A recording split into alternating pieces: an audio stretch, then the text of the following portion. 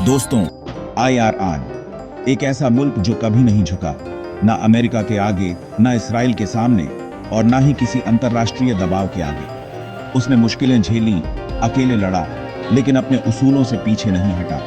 कहा गया था कि चीन और रूस उसके साथ खड़े होंगे, पर क्या वो सच में खड़े हैं? कहा गया था कि ईरान परमाणु बम बना रहा है, लेकिन क्या ये सिर्फ एक बहाना था, जैसा इराक के साथ हुआ था? अब खबर है कि ईरान और इसराइल के बीच युद्ध रुक चुका है, सीज फायर हो गया है। तो अब सवाल उठता है, ईरान का भविष्य क्या होगा? 2015 में हुई थी JCPOA joint comprehensive plan of action, यानी ईरान न्यूक्लियर डील। लेकिन 2018 में अमेरिका इससे निकल गया। क्यों? ट्रंप प्रशासन पर इसराइल और गल्फ देशों का दबाव था। दावा किया गया कि ईरान आतंकी समूहों को फंड करता है, हिजबुल्लाह और हूथी विद्रोही जैसे संगठनों को। अब 2025 में युद्ध के बाद अगर अमेरिका और ईरान बातचीत करते हैं तो ये एक बिजनेस डील हो सकती है, जहां ईरान कुछ न्यूक्लियर गतिविधि रोकेगा और बदले में प्रतिबंध हटाए जाएंगे। दुनिया का चौथा सबसे बड़ा तेल भंडार और दूसरा सबसे बड़ा गैस भंडार ईरान के पास है। अगर प्रतिबंध हटते हैं तो ईरान वैश्विक तेल बाजार में फिर से लीडर बन सकता है। और दोस्तों, अब ईरान डिजिटल करेंसी का भी सहारा ले रहा है ताकि डॉलर की पकड़ से आजादी मिले।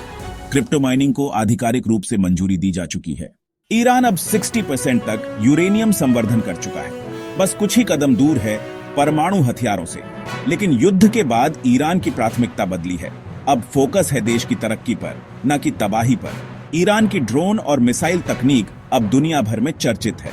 टेल अवीव पर हमला और आयरन डोम की असफलता ने यह साबित किया। अब इस टेक्नोलॉजी को और भी उन्नत किया जाएगा। ईरान की 60% आबादी 30 साल से कम उम्र की है। ये युवा सोचते हैं, पूछते हैं, बदलाव चाहते हैं।